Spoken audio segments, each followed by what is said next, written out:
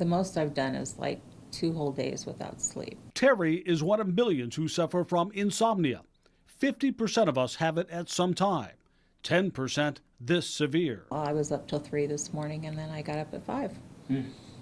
That's my usual night. Lydia could get to sleep, but twitching legs from periodic limb movement disorder made her tired during the day and had her body doing things she had no idea she was doing at night. I would wake up with bags of chips next to my bed. I would wake up with crumbs in my bed, and the only way we would really know that I was doing this was the evidence of the wrapper, the crumbs. She believed her focus on fitness and avoiding certain foods had her subconscious taking over. It was not only with my health, and I was gaining weight, but it was dangerous too. I mean, I was sleep eating, and who knows, I could have choked. Terry's sleep problems put her in danger too. One time I actually drove in my sleep. I went to Steak and Shake and didn't know it, found the receipt. I was lost trying to get home, and the next morning I was home. And now, after 20 years, she is still searching for answers and trying new meds. I was at a friend's house, and I guess I fell asleep on their couch, and I got up and left their house, and somebody found me walking home on the side of the road. A few days later, it happened again. 17-year-old Jared Hack woke up cold, standing in the middle of his street. They put bells on each of the doors so that, like, if I open one of the doors, it rings the bell, and they know that I left, and they'll come find me. He just started medicines for sleepwalking that are putting him into a deeper sleep, and they are working so far. All of these patients are seeing world-renowned pulmonologist and sleep expert Dr. Akshay Mahadevia. We are seeing significantly increased number of sleep-related disorder patients. Thousands looking to him for help for a variety of problems sleeping, partly due to our busy lives. We are really very busy people, very busy society. Technology has really controlled our lifestyle. You know, as you know, we are checking our emails, text messages day and night, 24/7 basically. But for some conditions like Lydia's PLMD and restless leg disorder, lifestyle changes are not enough. In the night, when it causes leg movements, it causes awakenings. So patients with PLMS have disturbed sleep, they have multiple awakenings, they have insomnia, they are tired, they are sleepy because their legs twitch all night long and wakes them up. She tried teas and things like melatonin, but it was Parkinson's disease meds that finally gave her a good night's sleep. I got my spunk back, and it changed my life drastically, and I'm definitely a different person now than I was before I started taking the medicines. I'd be out for walks with my daughter and the dogs, and I would just fall down at random. And so it was similar to having a seizure, but I was coherent during it. There's definitely been a few near-death experiences while I'm driving, and I wake up and I'm about to run into the barricades on the bridge. 2 women dealing with sleeping disorders that change their lives, cataplexy and narcolepsy. My brain would shut off and become catatonic. And so that's where the random falling asleep, falling down comes from. Your brain never goes into the proper sleep cycles and is always firing until it goes on overload and shuts down. Sarah was filming herself for an instructional dance video when she captured this on tape. Cataplexy puts her in a catatonic state. Then she falls unconscious. She says at times it happens several times a day with no warning. About 25% of patients with narcolepsy have cataplexy, where they, if they have emotional experience like joking or laughing or crying, they lose the muscle tone and they fall on the floor. We got her! Shelby works at a hospital and has hopes of becoming a doctor. I fell asleep in a patient room at the hospital once. I was standing up and I fell asleep and fell over. That was probably the most embarrassing of them all. She found even studying was a chore, just as Sarah did. What appears to be note-taking is unreadable after she fully wakes up. Study for this test, but I couldn't keep my eyes open to get through the second page. Shelby's dreams were slipping away. There was a lot of anger, along with a lot of fear of what I'm going to do with the rest of my life, because I'd about this time last year was just ready to drop everything and find some hourly job that didn't require me to go to school because I did not think I would pass through college. And I just kept searching because I wanted to go back to that normal. Marie had dealt with this for so long, she didn't know what was normal anymore. In her 20s, she was told she would likely end up in a nursing home if she survived to her 30s. She couldn't hold down a job, fought to function socially, but her husband and family stood by her as she kept searching for answers. Both of them found hope with Dr. Metivier. There's actually a moment in my first appointment after my sleep study where Dr. Metivier said something along the lines of, "This is the point where your life changes," and I wanted to cry. Getting the proper medication, I now have a job and it's a career and it's amazing to be able to do that. It's so rewarding every day. I'm now the supervisor for my company at Genesis. I'm the executive director of a nonprofit organization at school. And I'm going to be able to go to medical school, and for the first time ever, I actually am making the dean's list. It has been very, very rewarding to see so many people that you participate in changing their lives. That's what you wake up every day to come to work for. That's very, very rewarding. If I pulled up to a stoplight and I had to wait for the light to change from red to green, I'd fall asleep. And I was having people honking at me, and that would wake me up and I would move on. Then, when Ed started to fall asleep driving on the interstate with his family in the car, he knew something was wrong. Thought I was getting a decent night's sleep, only to find out that really my brain was not sleeping. My body was exhausted. I'd never done it before, but then started talking in my sleep.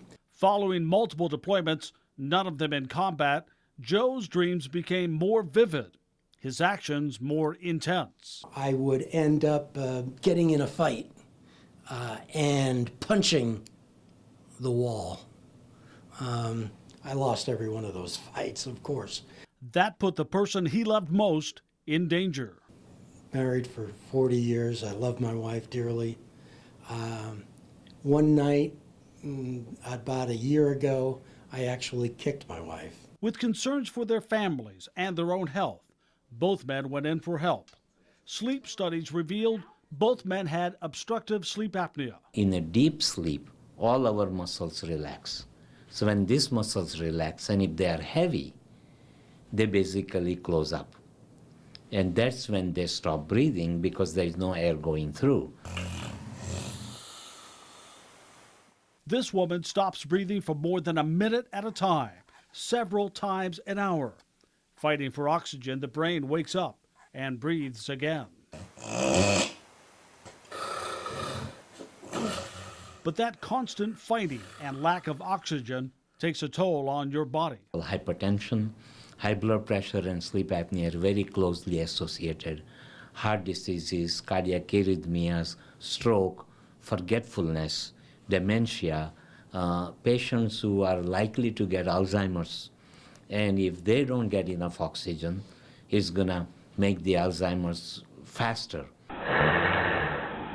Sleep apnea is turning into a major public health problem. In recent years, cardiologists like Dr. Coyne have seen a direct correlation to sleep disorders and heart health.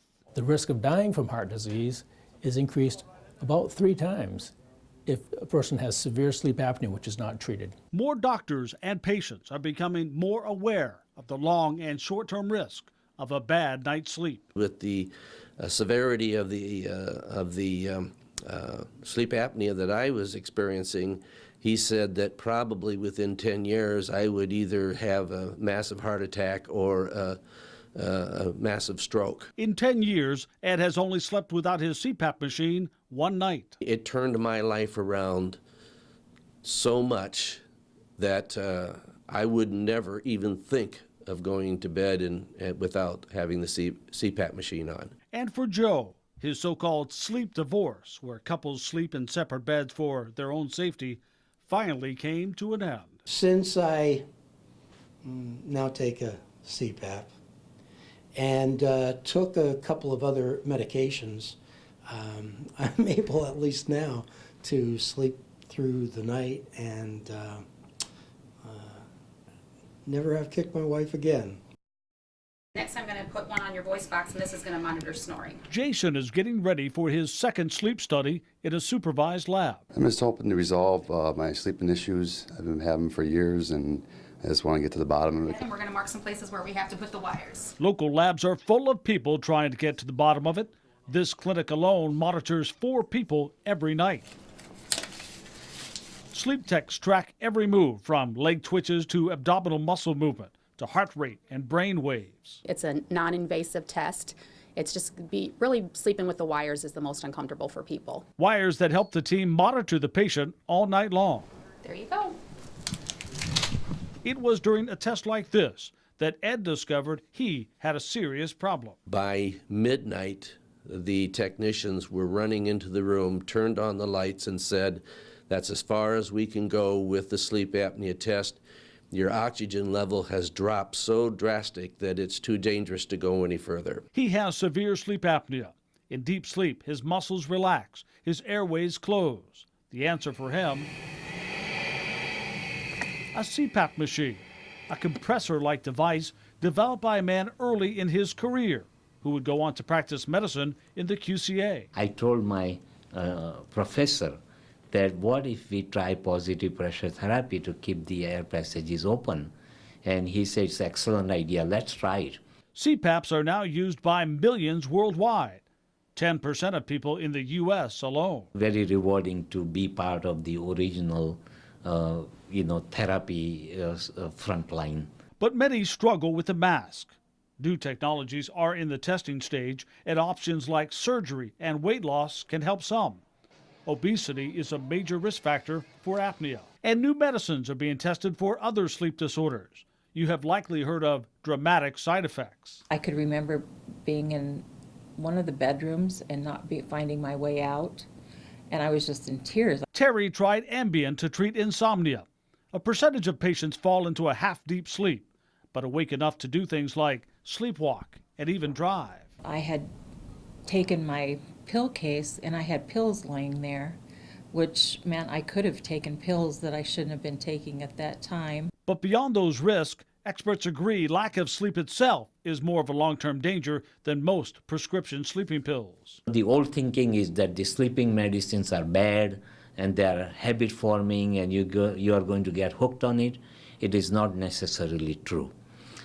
So if you have chronic insomnia, not sleeping well is more detrimental to your health than taking a safe sleeping medicine. And there are increasing numbers of over-the-counter meds, from pain relievers with sleeping aids to natural supplements like melatonin. But experts say for most of us, they only work for short-term sleep issues. Healthier sleep habits are also getting more attention. Exercising during the day, relaxation at night, finding ways to turn off the chaos, the interruptions, the pings and dings. Even the light disrupts our sleep cycle, making it nearly impossible to turn off our minds without first turning off our electronics and letting our bodies and mind get some rest. Less stressful life, less caffeine, nicotine, alcohol, all of those aggravate restless leg syndrome. Certain natural things like calcium, magnesium. More people are coming forward for help than ever before. Quad Cityans tired of being tired. More success stories, too, from those taking back the night and taking back their lives.